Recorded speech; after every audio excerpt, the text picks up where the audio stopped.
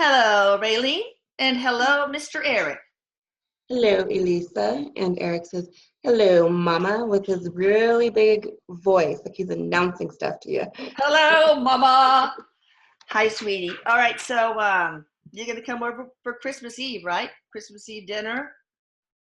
He says he's going to invade the party. Good, because last time when we took a family picture, you were like this beautiful column of light right within our Sweet. family. It was so cool. Do that again. He And says I leave like an EVP on this one. Ooh, that'd be so fun. uh, So you he guys says I'm listen. working on that, Mom. Y'all listen, because I don't always really listen to it. All right, we'll see if you can bring in Christopher Columbus. A lot of people have wanted me to, interview him. Do you have Mr. Columbus? He has Mr. Columbus. Good. Hello, Mr. Columbus. What's he wearing, Raylene? Columbus, this looks like a white t-shirt. It is long sleeves and it kind of reminds me of like a dressy material with frilly? Like lacy? yeah, it's lacy and big. It's Okay. not like your average t-shirt. And his pants are dress pants. They look like they're gray. It's not something that we have anymore, but it's what we would consider a dressy. The material is really thin, and not like jean material. He's very comfortable. His hair is really noticeably big. Okay. Like froey. Okay. Like New Jersey hair. Yes. A big but hair. Not as big as Erik. Oh gosh, yeah. That hair almost never saw it come. All right, we're going to ask you some questions if that's okay with you, Mr. Columbus. I'm delighted to be here. I thank you for having me. You bet. Okay. Where did you land? Did you really discover America? He says no, he did have some help. America was discovered prior to him discovering it. Who discovered America initially? Indians. He's showing the Indians were discovering before he got to it.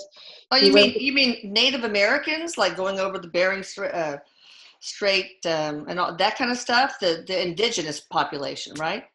Yes. Okay. Were you next, or were the Vikings next? I mean, do you have a fight to put up?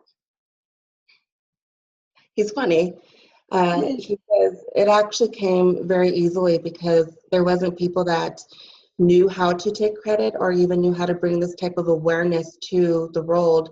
He says, so what I did was I pushed to let people know that there was something else besides where they were. There was something much larger. He says the Vikings could have taken credit for it, but they did not wish to. The Native Americans also did not wish to take credit.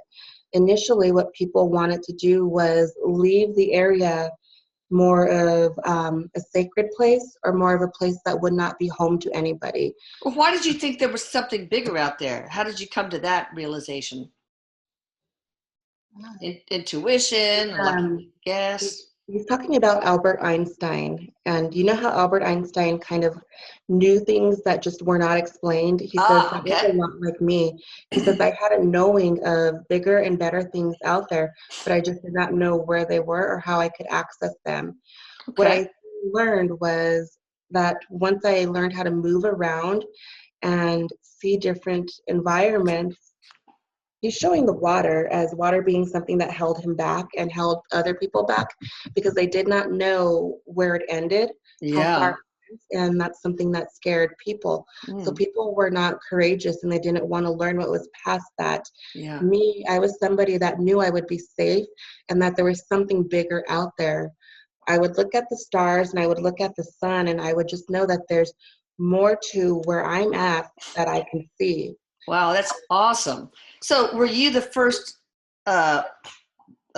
European to discover America? Yes. Okay. Where did you land first? First off, he's talking about how he would have dreams and he would dream about another place.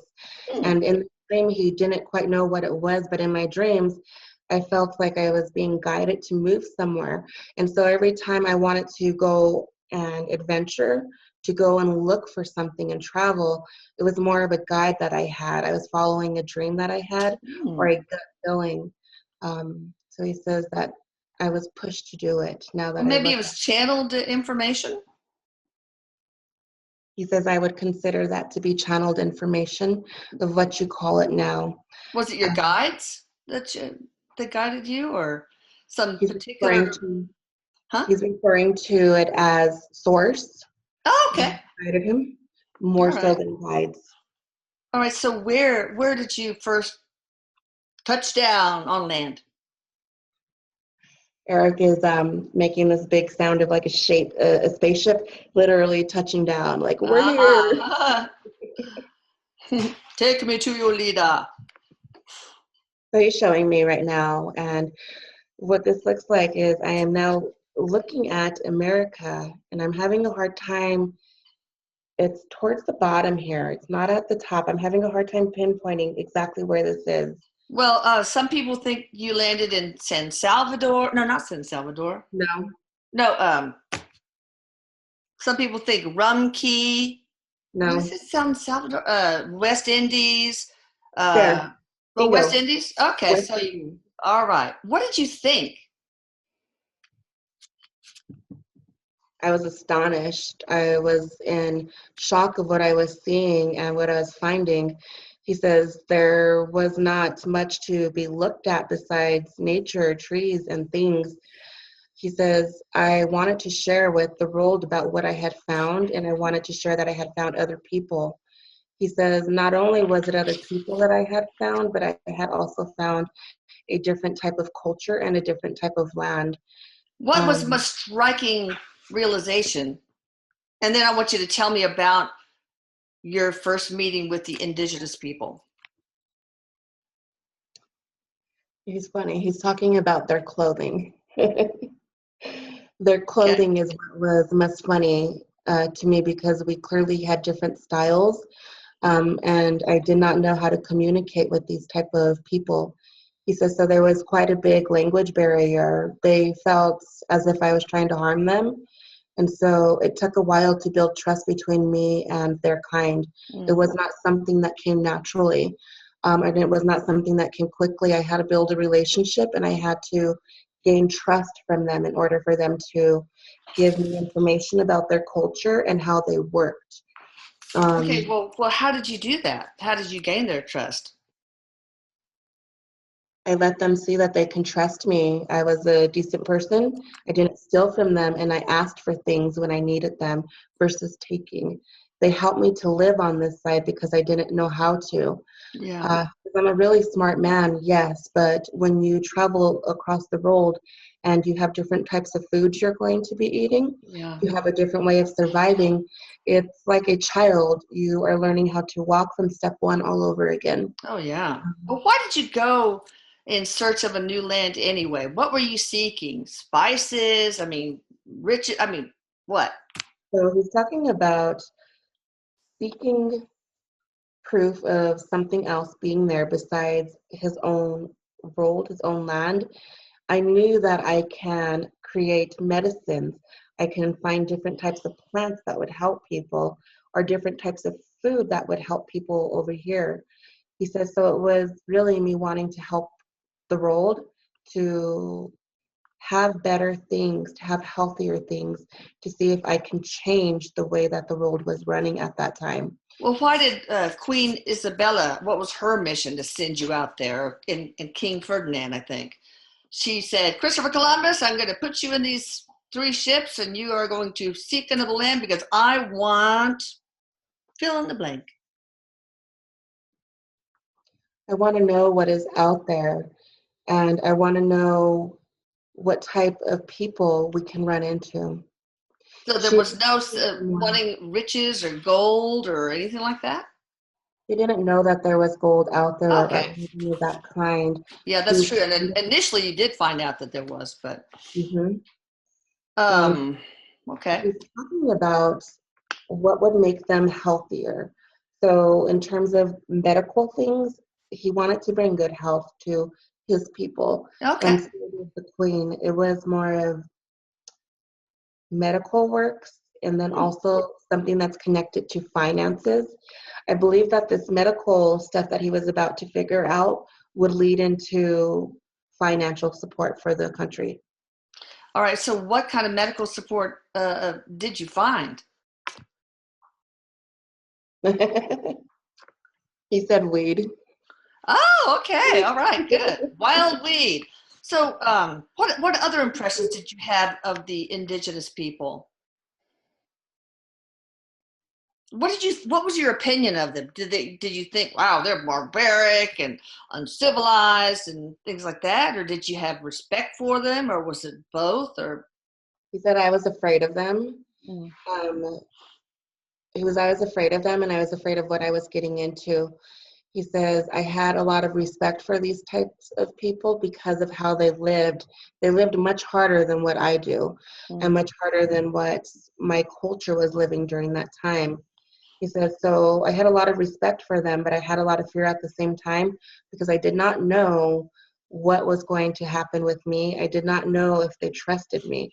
So I had to really work to gain trust, and I had to really work at being welcomed in their environment without them feeling like I was invading or trying to steal their land, which is what they thought I was doing.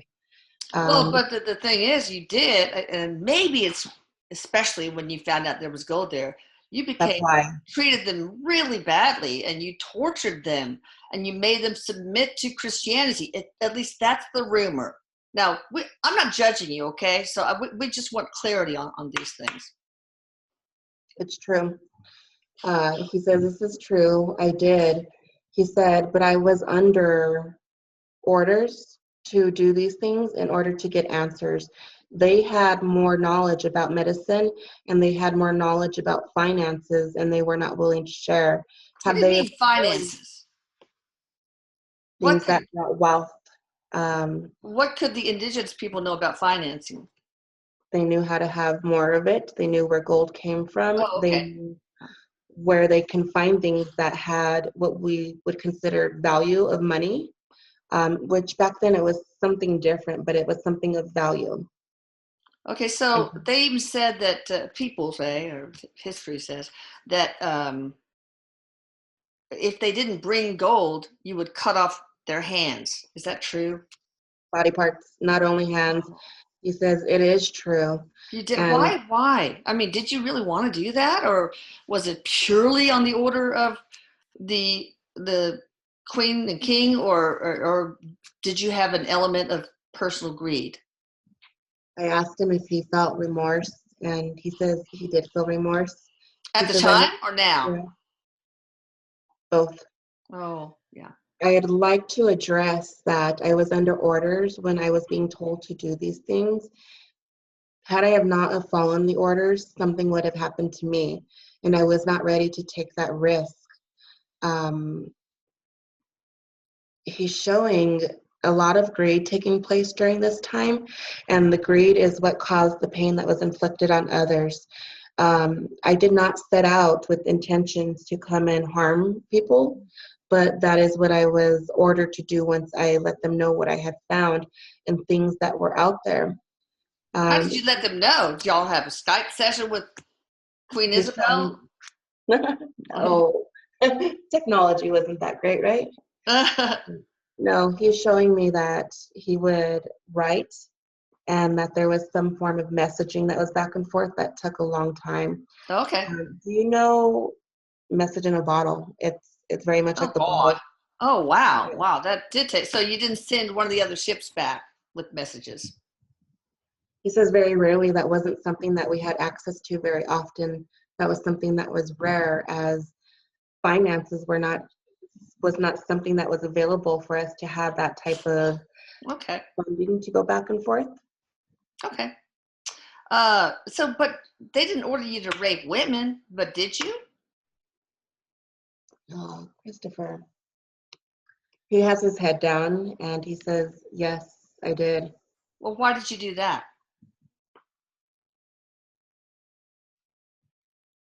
He says, I came into a place of power and I felt very powerful, and it was something that I really enjoyed. During this time of the life of Christopher, I enjoyed having power. It was something that gave me pleasure, even Okay. if it was causing pain on somebody else. He says, I do want you to know that that power rush that I had did come down at the end of my life. He's talking about needing to control others, and if people weren't going to listen to me, then I wasn't going to be able to control what I needed from them. He Okay. said, so one way that I was able to control and able to have power was to inflict pain and was to make people fear me, which is what I did. Yeah. Because I turned into a monster, and this monster was not who I was in the beginning and was not who I intended to be. It's greed that flipped the switch then, huh? Absolutely, it's greed. Did you father any children with the indigenous women? He says, yes, I did. Okay. Um, he Did says, was I what you would consider a father? No, but were children born because of what I did? Yes. Okay, but did you feel any connection with those children? No. Okay. Um, was there anything that you respected about the culture? The women listened well, Mm. Oh. and Well, you they wouldn't have gotten along well with me. Woo! no. Erik is saying, you're right, Mom, he wouldn't have. Erik is coming forward and he says, Mom, you know, this here was an experience that Mr. Columbus experienced. Mm-hmm. He says, dude made history.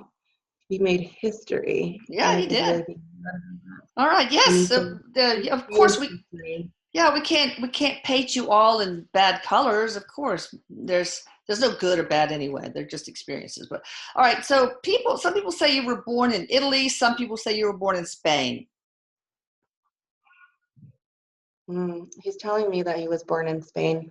Okay. Boy, that's interesting. I mean, most people think were born in Genoa. Why do they think that? It, like, were you born and then as a little infant, your parents took you to, Traveled. huh?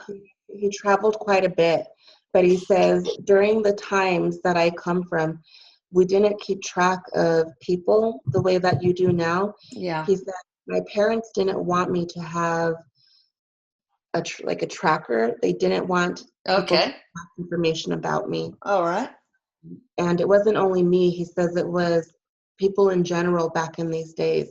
They didn't necessarily have to be tracked or need to be tracked. Well, were you raised in Genoa, Italy, perhaps? Not very long, no. He says I was out there. He says this was going to be infancy until about 3 years of age. Mm-hmm. Moved again. This looks like he went from Italy over to, first off, there was Spain. That's going to be the birth. And then he Mm-hmm. went over to Italy. And then from Italy, it looks like he's going back to Spain Okay. and another foreign country. Huh. There was quite a bit of traveling that happened there with him. Now, why is Going, that? he says that his parents were unstable at the moment, Mm. and one parent was from Spain and one parent was from Italy. Oh, I see. There was a lot of traveling between families, Okay. and my mother would want to stay in one place and my father would want to stay in one place. He talks about the relationship between mom and dad Mm-hmm. being really strict upgrowing. And so he had this really strict upgrowing and didn't feel like he had a lot of freedom to make the choices that he wanted to make in life, which Mm-hmm. is why when he was directed to do something horrible, he just did it because he was so used to being told what he has to do or what he can do, I taking see. orders and implementing things. This is why it was easy for me to cause the pain that I inflicted and cause the harm that I inflicted on people. All right. So your childhood was not pleasant. Is that what you're saying? Yes. Okay. That's too bad. What is your favorite place in the world? What was it then, and what is it now? So he says, my favorite place right now is right where I'm at. I I know bet. this isn't the worldly place, but he says, America would be where I would choose to live. He Okay. says, Italy is by far one of the places that is really spiritual, and I feel at home there, regardless of where I am. He's talking about lives that he's living, other Okay. lives, incarnation. Oh, okay. We'll Italy talk feels, about that. Definitely. Yeah. Italy feels like that's home for him. That is his Okay. home where he chooses to incarnate. Now, Um, now you did a lot of good stuff, right? But you also did some shady stuff. Do you feel like you should have a day in your honor, Columbus Day? no, ma'am, I do not. I do not feel that I deserve that, although I did bring change and I let the world know about America. He Mm-hmm. says, but in order for me to bring the change, I caused pain, and it's not something that should be, he says, it's not something that you should acknowledge somebody for because of the pain. He's talking about Hitler. He says, now, when you want to talk about things that are traumatic, he says Yeah. Hitler made a name for himself as well. He says, we both had similar contracts. He says, neither of us are happy with the contracts that we've made. Yeah. However, it's something that we wanted to come in and change. He says, I was used as a catalyst to make change to the world. Had I have not found that, things would have been delayed. He says, with things being delayed, the world could have been in a much setback from where we are right now. Okay. Well, I want to definitely get into spiritual contract, but first, I want to also ask this blog member's question. Your exploration brought on genocide, slavery, and atrocity for millions of people that lasted hundreds of years. Is that true? I mean, what you did to the indigenous people, enslaving and torturing and raping, genocide, did that, was that a domino that tipped a bunch of dominoes in that direction to last hundreds of years? He says yes, and he says if you really look at where we are right now, he says there's still some of this going on. Oh God, yes, yes, absolutely. So he says yes. Okay. He They has his say, head down, and it's like he's really ashamed of that part. Although he knows he did this as a catalyst to kind of bring change, he says it's not something that I'm proud of, and I don't want people to think that I. oh no, no, we'll talk about that. No, no, we understand the same thing with Hitler. It was his was a contract that ushered in decades of peace. Okay, so this one blog member says you engaged in selling girls as young as 9 or 10 as sex slaves. Sex slaves. Is that true? Yes. Um, was it part of a spiritual contract? He said no, that was not spiritually contracted. He says that was something that I did more on my free will. He says once I came into this power that I had, I really wanted to gain more power and see how far I can go with it. He says younger people were easily manipulated. And he says that I tricked a lot of people. He Yeah. says, but through this tricking, I also took people out of situations that were not really good for them, even though putting them into a sex slave was not even better. He says, but where I was at that time was I felt like I was doing them a favor, but I see now that it was causing pain and harm. What favor would that be? He says that he would take kids that were in situations that were not positive for them at home, whether there was beating, neglect, not enough food.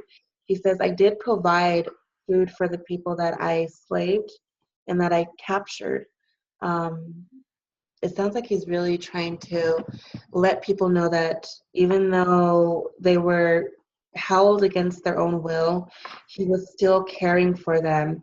And his mind is some of the people or some of the kids that he had taken, he was serving a better purpose for them. Okay, And that's so how did you feed them? Did you learn how to grow things, or I mean, what did you feed them? yeah. He says, I did learn how to grow things. However, it wasn't something that I had to do often. He says, I had the people cooking for me. I was able to take over, and I had them doing and taking orders for me as if I was a king. He says people feared me and people did what I wanted them to do. And if they didn't, there were consequences to pay. He says the consequences would be removing a physical part of their body.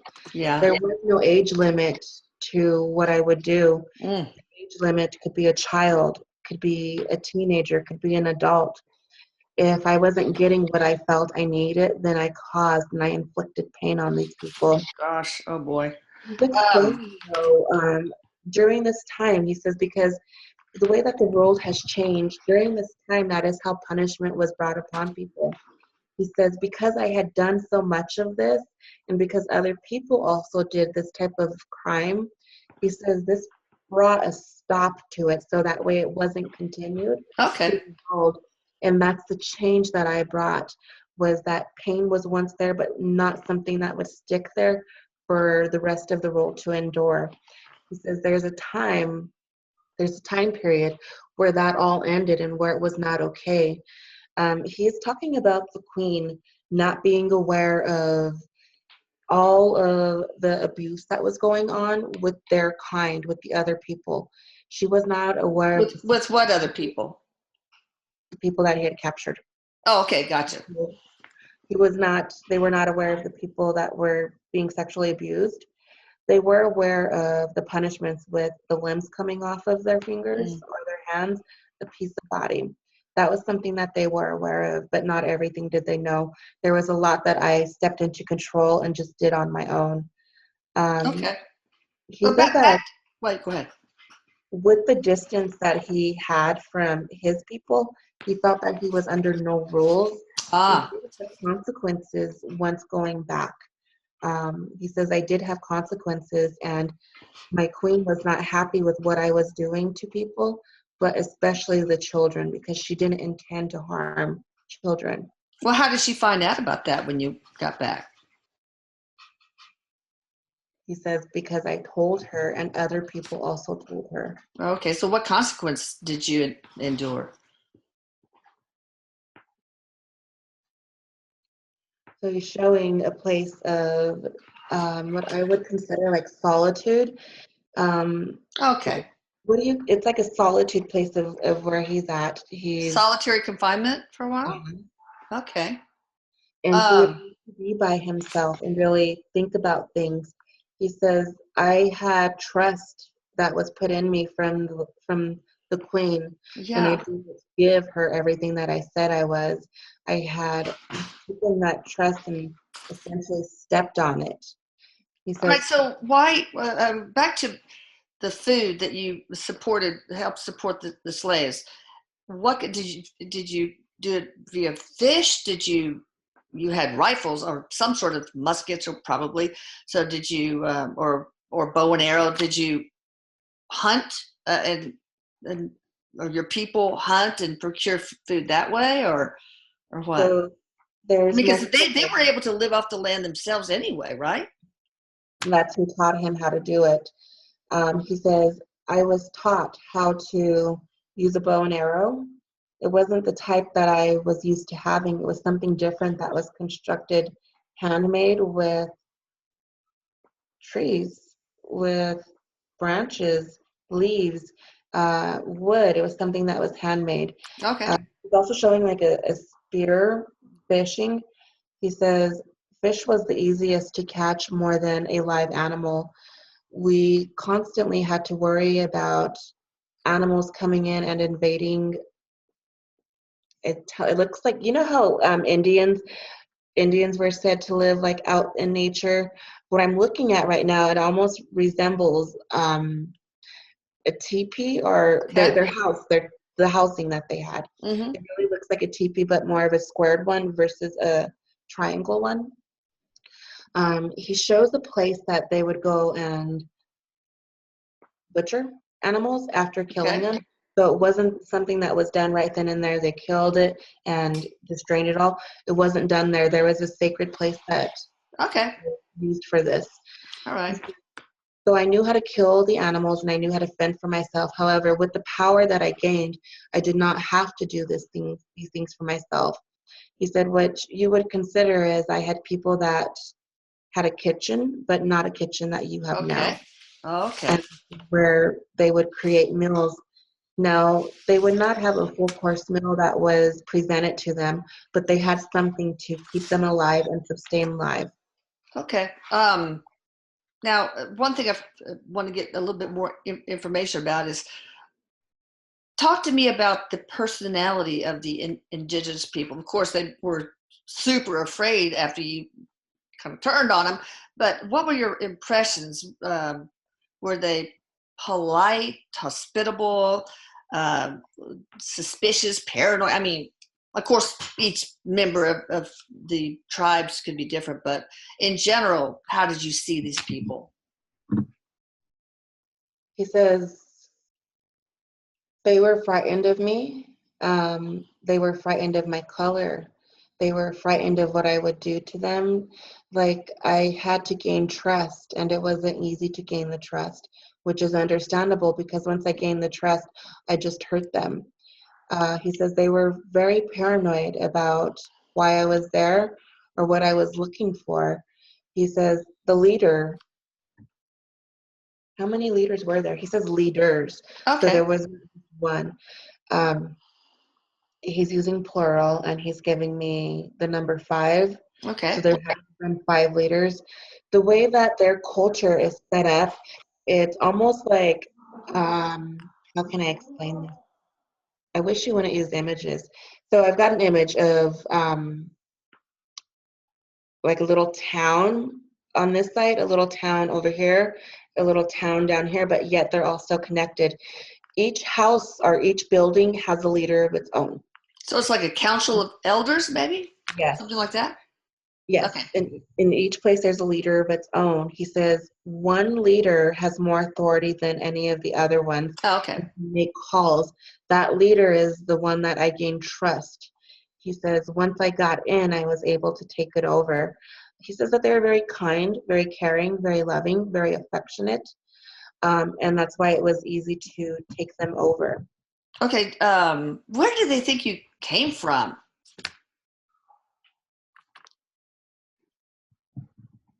He said they didn't know. Erik said it was like I fell out of the sky. Now, some people say that it was so out of their reality to imagine ships in the harbor or, off shore that they didn't even see the 3 ships. Yes, they didn't. Wow, that's weird. So what do they think you were? Did they think you were some sort of god or? He says alien. They thought I was some type of alien, something that had just fallen out of the sky. So they thought you were from the stars? Yes. Oh, wow. Just a minute ago, Erik was joking around and he says they thought he fell out of the sky. Literally, they thought he was something that came from the gods or someone that was going to help them. And it was. Oh, boy. Wow. They were wrong. All right, so some people say you were Jewish, some say you were Christian, or maybe you didn't even have a religion. And there's an article this blog member writes that speculated that you were from a Jewish Marrano family. The Marranos were Jews who pretended to convert to Christianity during the Spanish Inquisition. So were you Jewish, or if so, were you a Marrano Jew, or were you Christian from the beginning? He said that he was Christian. And there was a time frame that he was Jewish, but ultimately I was Christian. Well, when were you Jewish? Through this time with these parents that he had, he says that was, but he says that my belief system changed. So were your parents Jewish, or one of them? His father was. Okay. His mother was going to be the Christian one. They had different belief systems. This is why his belief system changed. He was able to manipulate through Christianity. He forced religion onto the people that he had captured or onto the people that he was manipulating. Oh boy. Religion was something that was forced on them and scared them. Okay. All right, just real quickly, because I want to get to the spiritual question. Wait, where did you go next after the West Indies, if any, or did you just return back to Europe? No, he says I did go back to Europe, and when I got back to Europe, that's when I got in trouble. But so you didn't go to any other parts in the area? Not right then and there, no. After Okay. he went back, he did go back and do some more traveling Okay. after he had made amends with his people. Okay. Um, the queen still really trusted him regardless of what he did because he was able to bring back finances to her, Yeah, gold. Yeah. something to show. Yeah. So that greed is what put trust into Christopher from the Elizabeth, How from the many queen. times did you go back and forth? Really? He told me he's gone back and forth hundreds of times, What? traveling.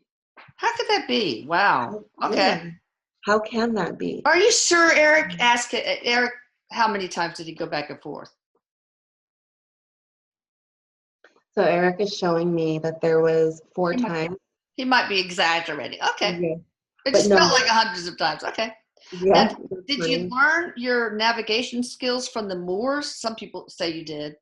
Are they the ones who helped get you to the New World? He's showing me the stars. He learned his navigation skills from the stars, and this was something that was self-taught through him Oh, okay. and his people. He says we would navigate and look at the stars, and that's how we would get back together. We traveled at night Oh, um, okay. Yeah. when we didn't know exactly where we were going. Okay. Yeah. Some people say that when you crossed the Bermuda Triangle, you saw, or actually, you recorded this somehow, that you saw some inexplicable things. What did you see?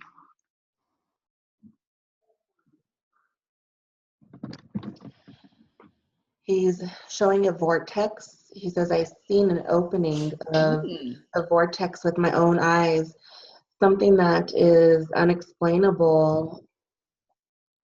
The image I have is like something spinning. Oh, wow. Like a But water vortex or something?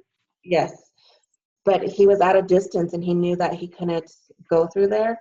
He also seen beings like entering in it and coming Mm-hmm. out of it. Oh, what kind of beings? Alien. He said what you would consider Oh, alien beings wow. that were not like me or you. He says they came from somewhere else. He says, I had contact from other beings that helped me get where I was going as well. He Okay. said, um, Cool. there was no communication between aliens like that, like an alien in front of me and me on the other side. He says, but I would see things and I would just have a knowing of having this contact and being pushed of where I needed to go. Oh, But it was cool. not from God and it was not from source. It was an alien. Did you ever go to Canada? Yes. Wow. When? Is that one of your 4 times back and forth?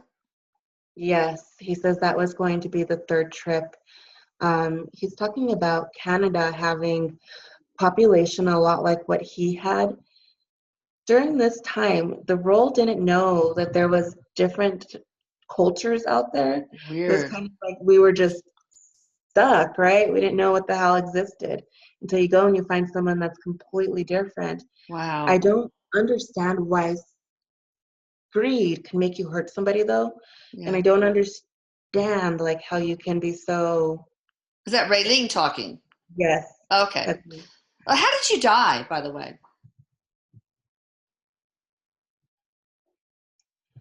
He's telling me it was natural causes that killed me.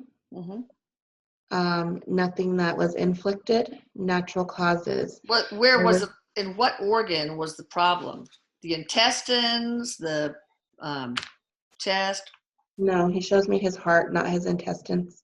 It's Okay. So going to some be people say you had a bacterial infection that causes Reiter's syndrome, or disease. They didn't know about such disease then. So your no. stomach was fine. It was your heart that gave out. He says my heart stopped. The Okay. natural causes of natural Like causes. like heart failure.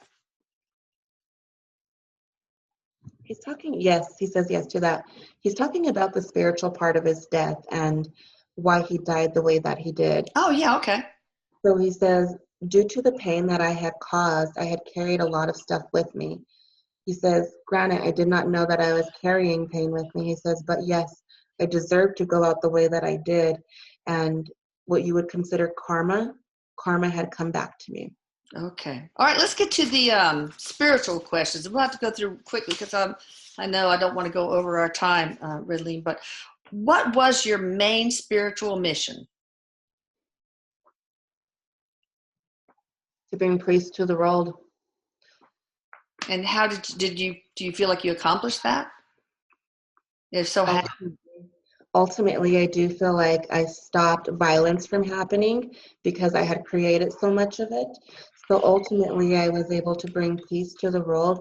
I was able to bring different cultures together, although there was a misunderstanding of each culture.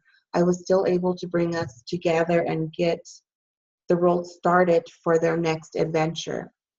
Well, but of course, you also said that what you did brought hundreds of years of slavery, genocide, all that kind of stuff. So it must have been kind of far off in the future that peace came. Yes.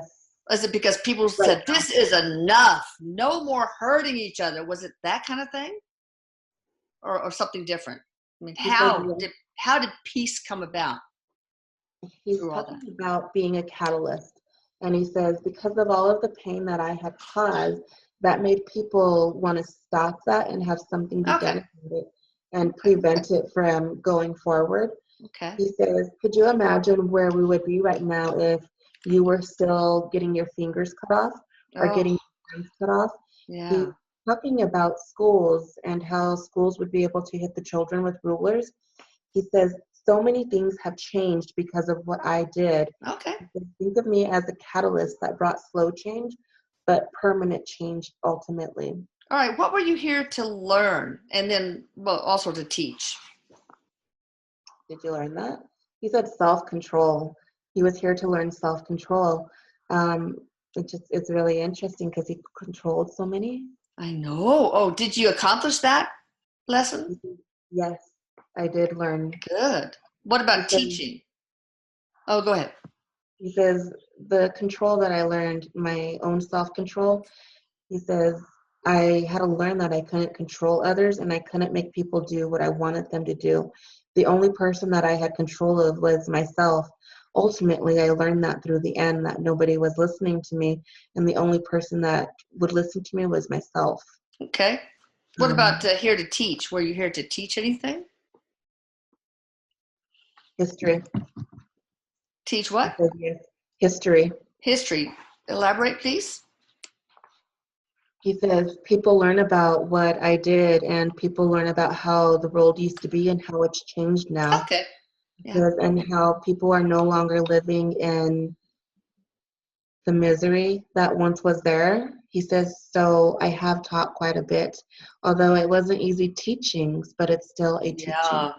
Now, tell me about, well, do you have any regrets? Remember, this was a spiritual contract for you, at least not everything, maybe not the rapes or whatever, but what is your biggest regret, if any? So, regret, no, but remorse, yes. He says, I have remorse for my victims, Yeah. but as I've come back to the other side to see that I was a catalyst and what I did was necessary to bring change to the world, he says, so I don't regret my mission. He Okay. says, but I do have remorse for the pain that I have inflicted on the souls. He says, I'd like you to know that I am fine with all of the souls now, and they have all come to peace with me. Oh, As good. everybody is in love and light. He says, I do carry a lot of remorse with me, even though I am in a place of love and life. He says, I still feel the pain that I had caused for somebody else. And what a lot of people don't understand is when I died, I had to feel what I made other people Oh, feel. yeah, the life review. Yeah, but I thought spirits can't hold on to negative emotions very easily. They can choose to let it go. He Oh, said, okay. a lot like our therapy center that we have here. Mm-hmm. Some things are easily let go of like the snap of a finger, and other things, we have emotions over here. We don't need to hold on to the emotion, and we don't need to feel it. Well, why do you However, choose to? Why do you choose to hold on to remorse? oh, you're sweet. He's tearing up. He says, Oh, because I caused pain for other people. And he says, I don't want people to endure pain, even though it was at my own hands. Um, he really hasn't done a whole lot of looking back at what he did. He had his initial life review, but as he's here talking about it, it's really bringing up more for him. well, Erik, get him to go back into therapy. Seriously. He That's needs what it to let sounds go of like. this. It's not doing anybody any good. All right, real quickly, because we're running out of time. What was your transition like? Did you have a tunnel of white light, or enter into a white room? Everybody has a different thing. He says, your tunnel of white light was not there for me. He's smiling. He says, you know what I seen? I seen my body. And it was like I was floating. I had no white light. I had my surroundings of where I was. Mm-hmm. Initially, I was lost. He shows himself walking into a straight line, which then turned into brightness, almost like sun, but no tunnel, just this Okay. straight line that he walked into. I had, he's saying therapist, what was considered my therapist who came to help me transition. She then told me that I was now out of the life as Christopher and that I needed to move on and that I had a lot of healing work that needed to be done. I didn't understand the healing work that needed to be done as this was so fresh to me. Once I had my life review and I felt the pain that I had inflicted, he says, I took on a lot of stuff that I was not aware of. He says, and through the stuff that I picked up on, he says, I had to release it, and not all of it was easily to let Okay. go. Well, Erik, maybe you could help him. All right. So, who did you first meet beside the therapist? And then I want you to give us a past. We're going to talk about past life or future life that most influenced your life as Christopher. But first, did you meet who, your parents or? Family members. So first off, he says the therapist was the most important part of my passing over. Okay. Because my relationship between my parents was not the best. He Okay. says as you die, you typically have people that you trust come and get you. People that you had a disagreement with or harsh endings. He Oh, says yeah. the next individual that I seen was a grandmother of mine. My grandmother was very strict as I was growing up, but when I came over, that strictness that she had with her was gone, and it was more of pure love trying to tell me, let's go. He says, I did have what you would consider a party, and people greeting me, this big party after I had just gotten out of my life review, Oh, cool. which felt like it touched trees. Okay, real quickly, because That I don't life know if review you, was very long. I don't want to run into another session of yours. Sorry, but so real quickly, Christopher, can you give us a past or future life that most influenced your one is Christopher Columbus? And then just a couple more questions. So he is showing me himself as an African American little girl, Mm-hmm. and he says that I went through myself as being a slave. He says that this one affected me the most because of Christopher. All right, He when says was because that? I got, I'm sorry, was that in Africa? Was it in America, Jamaica? this is America. Okay. I'm going to have to tell you that it's probably going to be the 1850s. Very, Okay. very early on there. Hmm. It's actually not that far from where we are right now. Yeah. Not Yeah. that Yeah. long. Yeah. Oh, Taking from his geographically. Okay, cool. He was taken from his parents and he was sold. He says, it's what my parents had to do to get income.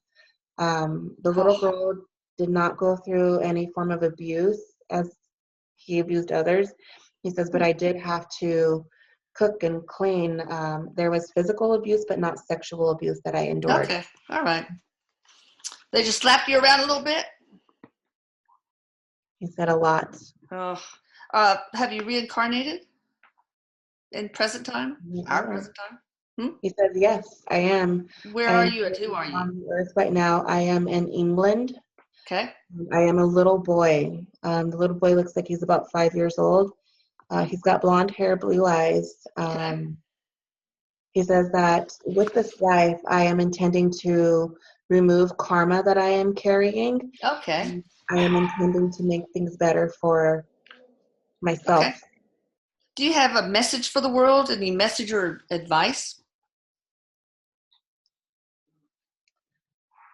He says, know who you are and trust who you are. Don't be somebody else because somebody is wanting you to be somebody else. And do not let greed affect you. Yeah, be your authentic self and be grateful for what you got. All right. Yeah. Is there anything you can share about you that no one knows about? Like, do you like cross-dressing? I don't know. It just came into my mind. He said I am bisexual as you were Oh, throwing it out there. oh my God. Okay. All right. Fine.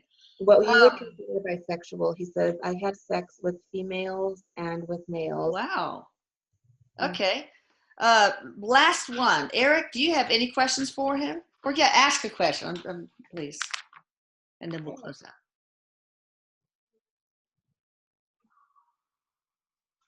Erik is talking to him about therapy. He's holding his shoulder and he says, do you want me to help you get back in touch with your therapist? And they're having a conversation back and forth with each other. Christopher is telling him thank you for bringing him through, and Erik is telling him thank you for coming through. Yeah, thank you so much. That's what Erik wants to help him with is good. Emotion. Excellent. Oh my God, helping Christopher. That's awesome.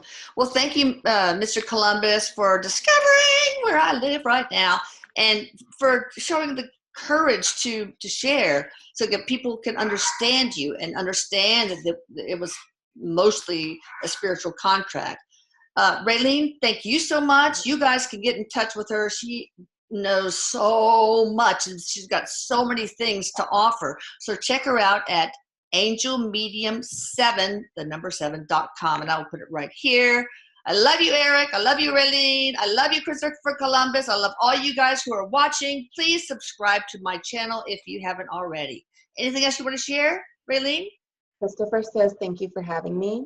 And Erik says, I love you, Mama. Watch out for my smells. Oh, boy. Okay. Is the worst. All right. Love you. Hey, Lisa. Bye-bye.